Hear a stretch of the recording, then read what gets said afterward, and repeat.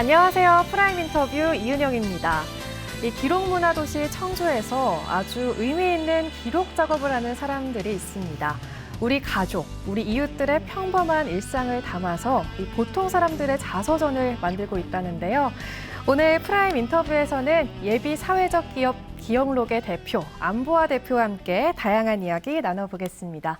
반갑습니다. 반갑습니다. 네, 먼저 자서전은 위대한 인물들만 쓰는 것이라는 그런 고정관념부터 버리고 얘기를 해야 될 것 같아요. 이 예비 사회적 기업 기억록이 어떤 곳인지 소개해 주시죠. 저희를 지역사회에서 바라보시는 분들이 저희를 정의하는 키워드가 사실 굉장히 다양하거든요. 근데 저희는 그런 분들에게 이 다양한 키워드를 하나로 묶어서 조금 추상적이지만 보통의 역사를 기록하는 기록 전문가 그룹이라고 말씀드리고 있어요. 그래서 이 보통의 역사라는 것은 사실 예전에 자서전 아까 말씀하셨던 것처럼 예전에 유명하신 분이나 좀 권력이 있으신 분이나 이런 것들을 많이 남겼는데 요즘에는 보통의 역사가 조금 더 화두로 떠오르고 있는 시대잖아요. 근데 저 같은 경우에는 사실 원래 어렸을 때는 글을 쓰는 게 꿈인 사람이었는데 어떻게 전공을 국어 교육으로 가다 보니 글 쓰는 사이에 공백이 되게 컸거든요. 근데 저희가 결혼하면서 아이들은 요즘 아이를 낳으면 돈이 많이 든다고 하는데 뭐 성장 앨범도 찍고 사진을 굉장히 많이 찍어요. 근데 젊을 때 결혼을 하고 돈도 없다 보니까 가족 책을 그럼 우리가 한번 만들어 보자. 그래서 저희가 카메라를 하나 사서 가족 책을 만든 게 이 창업 아이템으로 좀 발전이 된 케이스예요. 그리고 저는 지금도 많이 성장은 했지만 저 혼자 성장했다고 얘기하지 않고 늘 창업 지원 기관이 저를 키워줬다라고 말을 하고 다니거든요. 그래서 실질적으로 저희가 자력으로 한 노력도 분명히 있겠지만 창업 지원 기관의 도움을 지금도 굉장히 많이 받고 있습니다. 네, 이 유명인이 아니고 일반 평범한 사람들이라서 뭔가 자서전 만드는 게 좀 더 어렵지 않을까 싶은데요. 그동안 어떤 활동을 해왔는지도 궁금합니다. 저희의 쓰임이 지역사회에서 생각보다 많았어요. 그래서 처음에는 우선 개인 고객님들이 본인의 역사를 이제 기록하기 위해서 저희를 찾아주시는 일들이 굉장히 많았는데 저희가 사실은 사람들은 예비사회적 기업이니까 좋은 일 하시네요, 훌륭한 일 하시네요 하지만 저희의 본질은 사실 돈을 버는 것이거든요. 그래서 어르신들이나 이제 자제분들을 만나서 이분들의 가족의 역사를 기록하고 돈을 받는 일인데 사실은 이 일이 조금 넓게 생각하면 사회적으로 굉장히 선한 영향력을 끼칠 수 있는 일이더라고요. 그래서 저희가 사실 처음에는 창업기업이고 이제 비즈니스 모델을 들고 나왔지만 그 과정 중에는 사회적 기업으로 진입해서 우리가 지역사회가 갖고 있는 또는 개개인이 갖고 있는 문제를 기록으로 해결할 수 있는 그런 사회적 경제 조직이 될 수 있겠다라는 생각이 들어서 한 2년 차부터는 예비사회적 기업으로 진입하기 위해서 조금 노력을 많이 했었습니다. 그리고 저희가 자서전은 하시면 되게 유명인들의 자서전 서점에서 찾아봐서 이렇게 뽑아보시면 대부분 텍스트가 이렇게 빽빽빽빽 하잖아요. 네. 네, 그런 자서전을 만들어 드리는 기업들도 사실은 아직 많이 있어요. 근데 제가 우리 엄마 아빠의 기록이 그렇게 텍스트가 빽빽하면 안 읽을 것 같더라고요. 그래가지고 조금 그 자서전에 재미있는 요소들을 추가하자. 그래서 저희는 잡지나 앨범 같은 것들은 조금 수시로 들춰보니까 저희 자서전에 그런 영향들을 조금씩 쌓아가면서 그 제품을 조금 발전을 시키는 과정이 있었는데 최근에는 이제 거기에 영상을 접목하면서 어르신들이 저희와 어차피 인터뷰를 하니까 그 과정들을 영상으로 담아서 영상 자서전을 접목하면서부터 2018년도부터 시작한 사업이 19년도에는 기술혁신형 창업기업으로 지원을 받으면서 사업화 지원금을 받아서 조금 성장에 도움이 많이 됐고요. 19년도에는 아까 말씀드린 것처럼 이제 사회적 기업가 육성 사업에 선정이 되면서 또 그 사업화 지원금으로 또 열심히 성장을 했고요. 그래서 지금까지 올 수 있었던 그 모든 저변에 물론 지역사회분들도 많이 도와주셨고 저희의 노력도 있었지만 창업지원기관의 도움이 많이 있어서 그리고 또 저희가 가는 방향이 많이 흔들려요. 어느 때는 이것도 하고 싶고 저것도 하고 싶고 이거는 놓고 돈 되는 걸 많이 하고 싶은데 그럴 때마다 사회적 육성 사업을 통해서 우리는 어떤 기업이고 어떤 비전을 갖고 있다는 거를 누누이 교육을 받고 그거를 다다듬었기 때문에 지금까지도 어떻게 생각하면 조금 초심을 잃지 않고 계속 이어져 온 것이 아닌가 싶습니다. 네, 이 자서전의 고객분들이 대부분 어르신일 텐데 이 많은 고객들, 이 많은 어르신들을 어디서 그렇게 확보를 하시는 건가요? 저희가 이제 어르신들을 많이 만나다 보니까 근데 어르신들이 저희를 직접적으로 찾아서 저희를 만나기는 사실 되게 어려운 구조거든요. 네. 그래서 언젠가 한번 어르신들이 많은 곳을 우리가 한번 찾아가 봐야겠다라는 생각이 들어서 청주시 노인종합복지관하고 업무 협약을 맺고 저희가 3개월 동안 재능 기부 수업을 한 적이 있었어요. 저희가 엔딩 노트를 하나 개발을 한 게 있는데 기억록 노트라고 문답 형식으로 자기의 인생을 기록하시는 노트인데 그거를 한번 어르신들이 많은 노인복지관에서 한번 해보면 어떨까라는 생각이 들어서 3개월 동안 진행을 했고요. 한 6명 정도의 어르신들하고 모여서 소그룹으로 클래스를 3개월간 했는데 저희가 제작한 그 기억록 노트에는 과거, 현재, 미래로 크게 나눠져요. 그래서 그 과거의 질문들을 이렇게 쓰면서 과거에 나는 어땠고 내 유년 시절은 어떻고 내 동네는 어떠면서 내 과거를 한번 추억을 해보는 거예요. 그리고 현재에 대한 질문들이 있는데 지금 누구의 전화를 받으면 가장 행복하겠어요? 지금 혹시 복용하는 약은 어떤 종류세요? 하면서 현재를 점검하는 글들을 또 질문을 채워요. 그리고 이제 미래를 준비하는 질문이 있는데 어르신들이 뭐 당장 내일 죽겠다, 모레 죽겠다 하시지만 정말 오래 사시거든요. 네. 그러면서 1년 후의 계획, 5년 후의 계획을 세우라고 하시면 되게 신나게 잘 작성하세요.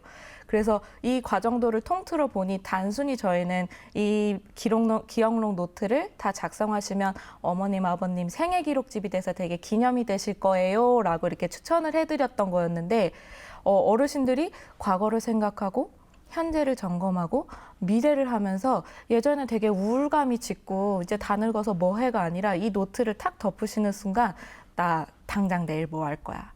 1년 안에 꼭 뭐는 해야지. 이렇게 조금 정서적인 만족감을 크게 느끼시더라고요. 그래서 저희가 되게 가벼운 마음으로 했던 협업 프로젝트였는데 이 과정을 통해서 진짜 어르신들은 우리 생각보다 조금 더 에너지가 넘치고 조금 더 희망적이고 조금 더 저희가 해드릴 수 있는 게 많겠구나라고 느꼈던 프로젝트였어요.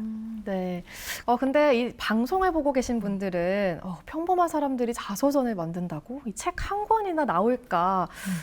좀 쑥스러울 것 같은데 이런 생각도 하실 것 같아요. 이 기억록에 찾아오는 고객들은 대체로 어떤 분들인지 궁금하고요. 또 자서전을 내려는 이유가 뭔지도 궁금합니다. 보통은 어르신들은 자기의 삶이 되게 보잘것없다거나 평범하다거나 뭐 그것까지 기록으로 남기냐가 하시지만 사실 들어보면 정말 재미있고 충격적이고 이런 내용들이 정말 많거든요. 그래서 자제분들이 저희에게 많이 의뢰를 해주세요. 그래서 뭐 어머님 회갑, 칠순, 뭐 팔순 이런 그런 기념일에 조금 의미 있는 선물로 저희한테 의뢰를 해주시는데 막상 찾아뵈면 할 말 없다고 계속 거부하시는 어머님들도 인터뷰가 막 2-3시간씩 넘어갈 때도 있거든요. 이제 예전에는 사실 이런 기록들이 별로 조명을 받지는 못했는데 어머님들이 이런 기록들을 남기고 자식들이 이 기록을 보면서 조금 좋은 거는 엄마가 그렇게 힘든 삶을 살았는지 몰랐다. 아빠가 그렇게 고된 일을 하는지 몰랐다. 그 시대가 그렇게 잔인한 세월인지 몰랐다. 이런 얘기를 많이 해주시거든요. 그래서 그런 의미로 사실은 가족들에게 의미가 있고 그게 더 나아가 사회적으로 의미가 있는 거니까 많은 분들이 알고 찾아주셔서 저희는 되게 감사해요. 네. 근데 일단 이 주인공이랑 기억록의 직원들이 만나서 인터뷰를 해야 되잖아요. 그럼 처음 보는 분들 앞에서 뭔가 털어놓는다는 게 쉽지 않을 것 같은데 그 인터뷰 과정이나 분위기가 어떤지 궁금합니다. 그래서 저희가 인터뷰를 하면서 2가지는 꼭 지키는 게 하나 있는데 첫 번째는 이제 혼자 인터뷰할 것이에요. 어르신들이 특히 부부이신 분들은 서로 오랜 세월을 살아오셨고 배려 또는 눈치를 보시기 때문에 2분이 같이 있으면 속갯말을 잘 못하시거든요. 네. 그래서 그분이 자기의 삶에 온전히 집중할 수 있도록 꼭 혼자 인터뷰를 하는 걸 하고요. 2번째는 저희는 꼭 대면 인터뷰를 진행해요. 지금 위드 코로나 시대에 굉장히 역행하는 흐름이기는 한데 저희가 대면 인터뷰를 고집하는 이유는 우선 어르신들이 만나 뵙고 이렇게 이야기를 하는데 비언어적인 그 단서들이 굉장히 많아요. 네. 그리고 어르신들은 정말 우리가 조금 그냥 이게 아니라 정말 격하게 반응을 해드리고 그리고 저희는 만났을 때 정말 빠르고 신속하게 라포를 형성한다고 얘기하거든요. 네. 정말 급속도로 친해지는 게 저희의 가장 큰 미션이에요. 그러면은 가족에게 미처 털어놓지 못했던 말, 자기의 속에 있는 말을 되게 낯선 제3자가 너무 신비롭고 경이롭게 들어준단 말이죠. 그럼 그 행위 자체만으로 사실은 어르신들은 되게 만족스러워 하세요. 그래서 저희는 두 가지를 꼭 지키고 있어서 사실 코로나 때문에 어느 정도 타격은 있었지만 이후로도 저희가 쭉 가져가야 할 가치라고 생각을 하고 있습니다. 네. 또 이 기업이 창업한 지가 지금 5년째라고 하셨잖아요. 그럼 신생 기업입니다. 그렇다면 좀 새로운 아이템으로 승부하면서 경쟁력도 갖춰야 할 것 같은데 안보아가 만드는 자서전은 이렇게 다르다 할 만한 그런 특징이 있을까요? 우선은 어르신들이 이렇게 편하게 이야기를 하세요. 근데 그거를 이제 글로 정리를 하는 작업이 사실은 정말 까다롭고 어렵고 저한테는 아직도 힘든 작업이거든요. 근데 이 구술 기록 자체만으로 의미가 있다는 물론 다양한 이론들도 있지만 저는 이 책이 결국에는 본인에게도 의미가 있지만 자손들에게도 의미가 있고 나아가선 지역사회에도 의미가 있다고 생각하기 때문에 읽는 이에게 조금 더 편한 글을 선호를 하고 있어요. 그래서 어르신들이 좀 사용하시는 단어나 어투는 최대한 살리지만 읽는 사람들이 편하게 읽을 수 있게 원고 작업을 조금 심혈을 기울여서 하는 편이고요. 그리고 앞서 말씀드린 것처럼 저희가 사진 촬영이나 영상 촬영을 같이 해요. 그러니까 어르신들이 진짜 뭐 잡지 아이돌 표지 사진처럼 찍어드릴 때도 있고 뭐 좋아하는 화분이나 또 좋아하는 장소에 가서 찍어드릴 때도 있고 그래서 표지 사진 꼭 촬영을 해드리고 그리고 또 중요한 거 하나는 영상 인터뷰, 사진 인터뷰 또 녹취도 하기 때문에 책을 보시다가 저희가 QR을 하나 박아드리거든요. 네. 그럼 그 부분에서 이때 엄마의 목소리를 QR코드를 인식하면 스마트폰에서 당시의 음성을 들을 수 있다거나 영상 인터뷰를 바로 띄울 수 있다거나 그래서 약간 책을 읽는 것들이 매체는 좀 다양하게 하려고 노력하는 편이에요. 정말 특별하네요. 이렇게 다양한 과정을 거쳐서 완성된 자서전을 딱 받았을 때 그 주인공이랑 그 가족들의 반응은 어떤지 궁금합니다. 정말 이거는 정말 제 자랑인데 한 번도 만족스럽지 않다고 하셨던 고객님이 없어요. 그건 정말 너무너무 다행이고 너무너무 축복인데 어르신들은 사실 어딜 가면 물 한 잔이라도 꼭 주려고 하시거든요. 근데 요즘은 코로나여서 저희가 어르신들 방문하면 간식 준비하지 마세요. 아무것도 준비하지 마세요 하지만 이미 가면 한 상 가득 차려놔져 있어요. 그러면 또 어르신들은 이걸 먹을 때까지 안 보내주시거든요. 그게 정이라고 생각을 하셔서. 그래서 어르신들의 그런 면들을 좀 보면 어르신들이 이 시간이 되게 행복하시구나. 되게 즐거우시거나 느끼고 책을 받아보시면 그렇게 저희는 책을 택배 발송을 안 하고 대부분 많이 갖다 드리는 편이거든요. 그 갖다 드리는 과정도 저희가 너무 재미있고 신나니까 그러면은 어느 날은 진짜 밥상을 준비해 놓으셨어요. 먹고 가라고. 그리고 어느 날은 인터뷰를 끝났는데 저를 막 붙잡더니 주머니에 막 뭘 넣으시는 거예요. 용돈을 주시더라고요. 어머니 저 이거 돈 많이 받고 해요. 이래도 고맙다고 그렇게 용돈 주시고 또 어떤 어머님은 이제 책이 너무 재밌어서 가족끼리 출판 기념회를 하신다고 와서 대표님 오셔가지고 축사를 해달라고. 근데 제가 그때 사정이 있어서 가지는 못했는데 저희가 만든 기록물이 가족들한테는 이런 의미가 있고 이런 이벤트가 있고 이렇게 행복하구나 느끼면 좀 보람차죠. 근데 이렇게 많은 분들을 만나다 보면 에피소드가 정말 많을 것 같아요. 혹시 특별히 기억에 남는 에피소드가 있나요? 어르신들의 역사가 지금의 어르신들의 역사는 사실 한국 근현대사의 역사이기 때문에 정말 처절하고 슬픈 이야기들이 많거든요. 이번에 구순의 아버님을 한번 인터뷰를 했는데 6.25 참전용사셨어요. 그래가지고 진짜 그 나이 18살에 처음 6.25를 겪었던 이야기를 몇 월, 며칠, 몇 시, 누구와까지도 다 기억을 하시더라고요. 근데 그 이야기를 들으면서도 소름이 돋았지만 정리하면서도 저희가 미디어나 교육에서 받았던 6.25 전쟁과는 아예 다른 이야기 같았어요. 그때 느껴졌던 그 공포가 제가 글을 읽으면서도 읽었던 공포가 그 당시 아버님은 18살의 아버님은 정말 많이 무서웠겠구나. 그래서 이런 것들을 읽으면서 자제분들도 정말 많이 놀라셨거든요. 아빠 이런 데서 어떻게 살아나왔어? 이렇게 얘기하시면서. 그리고 보통은 어머님들은 본인 이야기 하실 때 어릴 때 제가 하면서 우세요. 근데 아버님들은 어릴 때 얘기할 때는 안 우시는데 본인 어머님을 회상하면서 그렇게 많이 우세요. 또 그런 걸 보면 진짜 근현대사에서 여성은 정말 힘든 삶을 살았구나. 알기야 알았지만 이거를 매 순간순간 겪을 때마다 정말 힘든 삶을 살았고 버텨준 것만으로도 대단하신 존재들이구나라는 걸 많이 느껴요. 네. 지금까지 이렇게 또 자서전 얘기를 해봤는데요. 이번에는 이 기영록 노트 얘기를 한번 해볼까 합니다. 이 노트를 이 자서전이랑 비교를 해보면 뭔가 담기는 내용의 시기도 다르고 또 쓰임새도 좀 다를 것 같아요. 어떤가요? 우선 자서전에 들어가는 내용이 많이 들어가는데 조금 더 추가되는 건 저희가 10가지 테마로 나눠져 있거든요. 근데 그중에 자산, 유품, 건강, 장래 이런 내용까지 들어가 있어요. 그래서 본인의 이야기를 충분히 스토리로 써내려 가지만 자기가 앞으로 닥칠 죽음에 대해서도 조금 준비하는 내용들이 들어가 있어요. 그래서 사실 어르신들이 처음에는 이런 거에 대한 거부감이 많지 않을까라고 생각을 했었는데 저희가 이 노트를 처음 개발하고 제작하면서 많은 어르신들과 인터뷰를 해봤을 때 그런 거는 자식들한테 쉽게 얘기하지 못하니까 내가 어디다 써놓고 싶다라는 말씀을 많이 하셨거든요.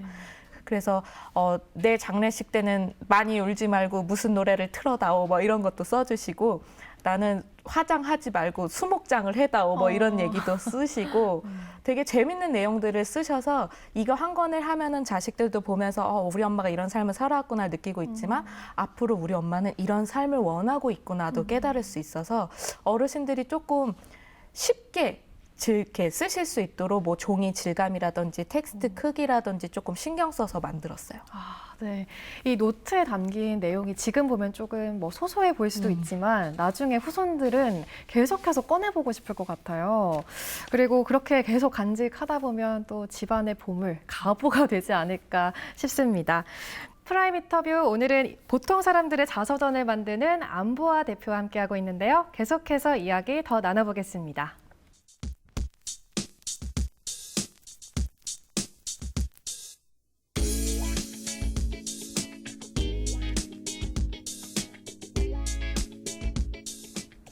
네, 이제부터는 우리 안보아 대표님의 개인적인 이야기를 좀 나눠볼까 하는데요.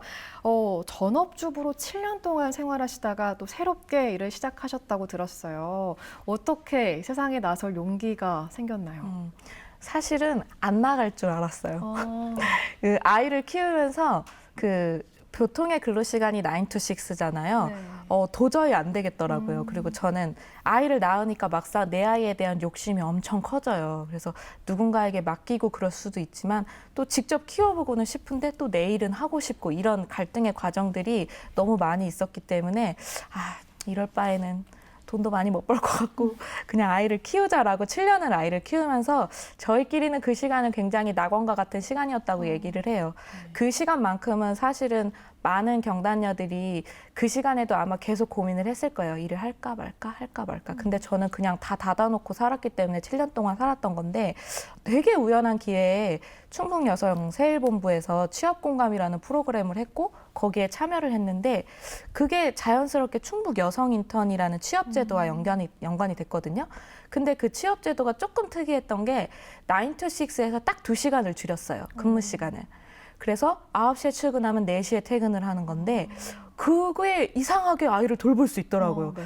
되게 안 될 줄 알았는데 단 2시간이 줄었는데 아이를 충분히 케어할 수 있게 돼서 이쯤 되면 이제 취업시장에 나가도 되겠다.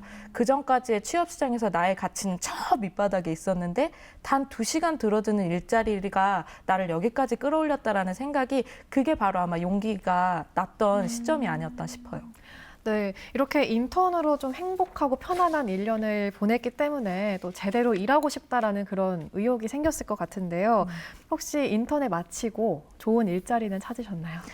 인턴을 마치고 첫애가 초등학교 입학을 했어요. 근데 초등학교 입학을 하면 1시면 집에 오거든요. 그래서 이제 9시에서 4시가 또 안 되더라고요. 그리고 그때 그래서 다시 취업시장에서 저의 가치가 이제 또 밑바닥으로 떨어져서 이래선 또 일을 못 하겠구나. 어차피 둘째도 입학을 하게 될 테고.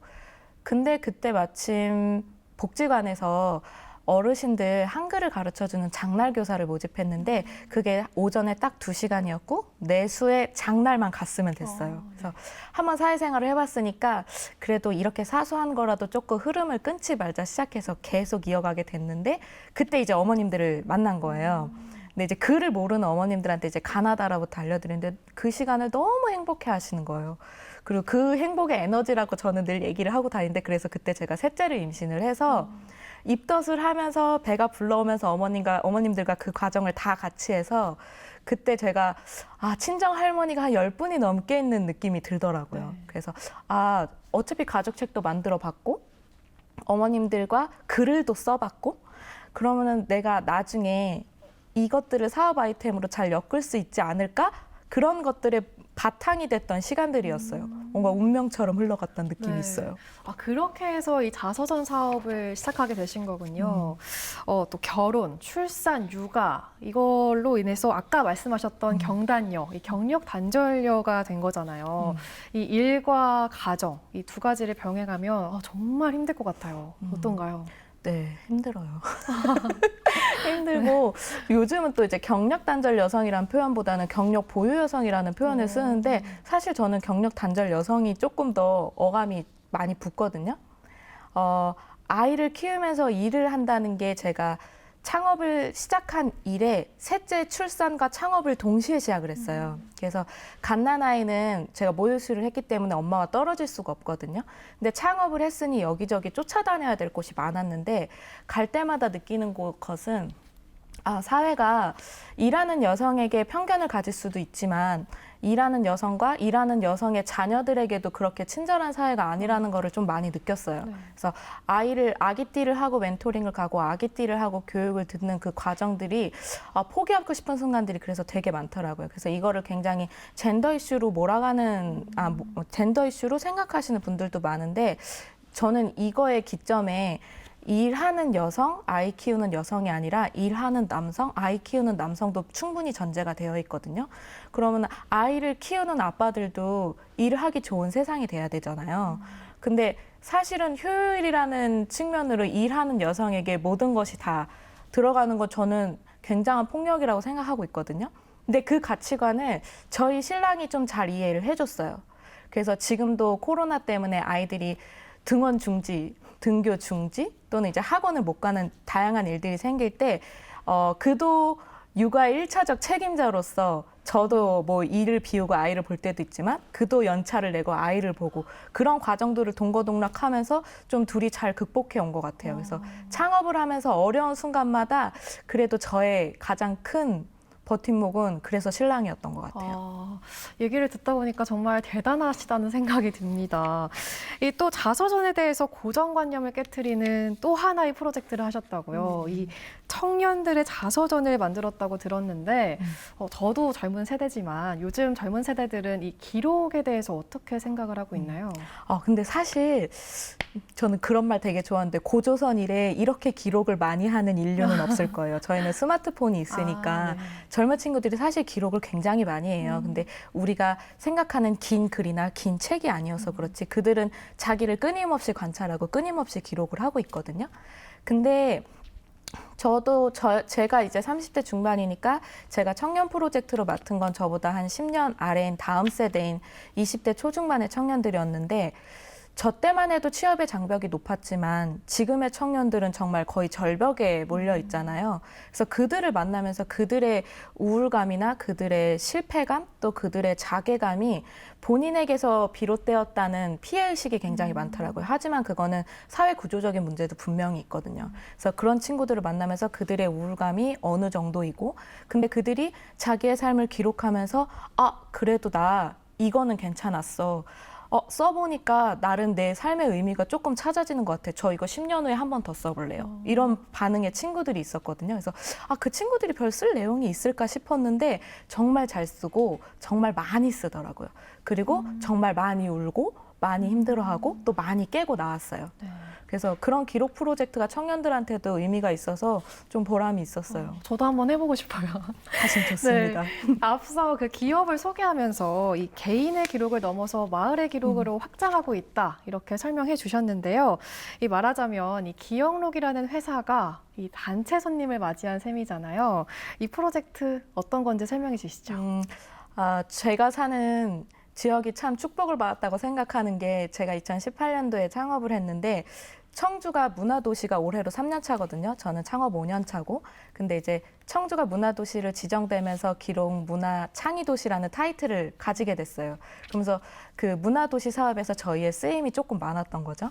그래서 기억나는 프로젝트는 우선은 동네 기록관 사업에 조금 참여를 했었는데 동네 기록을 조금 주민들이 스스로 남기고 커뮤니티가 되는 공간이 동네 기록관인데 이제 동마다 설치하는 게 목표예요. 그래서 용암동 동네 기록관에서 그 기록을 도와드렸던 일이 생각이 나고 저희 자체 프로젝트로는 방서동의 대머리 마을이라는 곳이 있는데 한시 집성촌이에요. 그래서 거기 어르신들이 옛날에는 되게 번성했던 동네인데 지금은 어르신들밖에 안 계시거든요. 근데 이 어르신들만 있는 이 아파트에서 아주 섬처럼 있는 이 노인 동네가 왜 그래도 있어야 되고 이 노인 동네의 가치는 뭐고 어르신들이 이 동네에 살면서 어떤 생각을 가지고 어떻게 주민과 소통하고 있는지를 마을 기록 프로젝트를 남겼는데 그것도 저희한테는 되게 의미 있는 기록이어서 이것을 시작으로 저희가 기업, 단체, 마을 아카이빙도 계속 나아갈 수 있었어요. 네. 이 법정 문화도시 청주는 그동안 좀 다양한 기록 사업을 해왔고 우리 안보아 대표님이 하는 기록 작업도 그 가운데 정말 중요한 역할을 하고 있다라고 생각을 하는데요. 이 문화도시를 만드는데 동참하시는 분으로서 좀 남다른 의견도 있을 것 같아요. 어떠신가요? 맞아요. 조금 신기했던 거는 저희가 활동한 지 몇 년 안 됐는데도 청주 문화도시에서 다음 세대 기록인을 발굴하는 웹진을 제작을 한데 저희가 거기에 협업으로 들어가게 됐어요. 근데 연차가 그렇게 높지 않고 전문성도 그렇게 있다고 생각하지 않는 본인의 입장에서는 되게 의아한 일이었는데 12명의 전국의 기록인들을 만나면서 저희가 기록하는 사람으로서 정말 많이 성장을 했거든요. 그래서 저희도 물론 돈을 받고 하는 일이지만 문화도시센터나 저희나 어떠한 기업을 갑을이 아니라 동행의 입장에서 같이 성장해 나가고자 하는 그 의미가 너무 감동적으로 다가와서 사실 많은 청년단체들이 협업을 하고 있지만 지금처럼 진짜 예전에 그런 갑을 관계가 아니라 협업하는 동행의 관계로서 꾸준히 이어가셨으면 지금처럼만 하시면 더 바랄 게 없을 것 같아요. 네. 또 지금까지 해오신 일들이 대부분 새로운 시도잖아요. 앞으로 또 어떤 계획을 하고 계신지도 정말 궁금합니다. 어떤가요? 사실은 자서전 하면 브랜드가 없어요. 뭐 물, 화장품, 뭐 여러 가지 브랜드가 딱딱 떠오르는데 자서전 하면 브랜드가 떠오르지가 않더라고요. 그래서 저희는 대한민국에서 지금은 아직 지역사회에 있지만 조금 더 넓혀가서 자서전 하면 기억록이라는 브랜드가 떠오를 수 있게끔 조금 열심히 활동을 해보자라는 목표를 가지고 있습니다. 네, 이렇게 전업주부에서 한 기업의 대표로 변신하시고 또 끊임없이 노력하고 멋진 성과까지 이루고 계신데요. 안보아 대표님의 앞으로의 궁극적인 인생 목표 그리고 꿈이 뭔지 궁금합니다. 대표로서는 돈 잘 버는 대표가 좋은데 돈을 잘 벌면서 사회적 기업가로서 조금 성공할 수 있을 만한 모델이 되고 싶어요. 기업을 운영하고 돈을 벌면서 저희가 하는 비즈니스 활동이 사회에 좋은 영향을 끼치고 사회 문제를 해결하는 그런 기업이 됐으면 좋겠고요.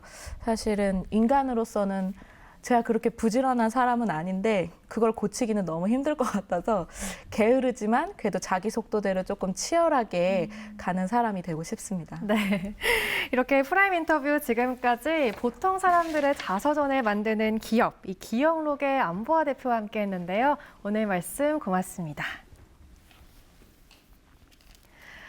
네, 문화도시 3년 차에 접어들면서 이 시민들의 삶에 기록의 가치가 더 스며들고 또 청주만의 기록 문화가 한층 더 연그러가고 있는데요. 기록문화 창의도시 청주를 실현해 나가는 올 한 해 안보아 대표의 멋진 행보 저희도 응원하고 기대하겠습니다. 프라임 인터뷰 오늘은 여기까지입니다. 시청해주신 여러분 고맙습니다.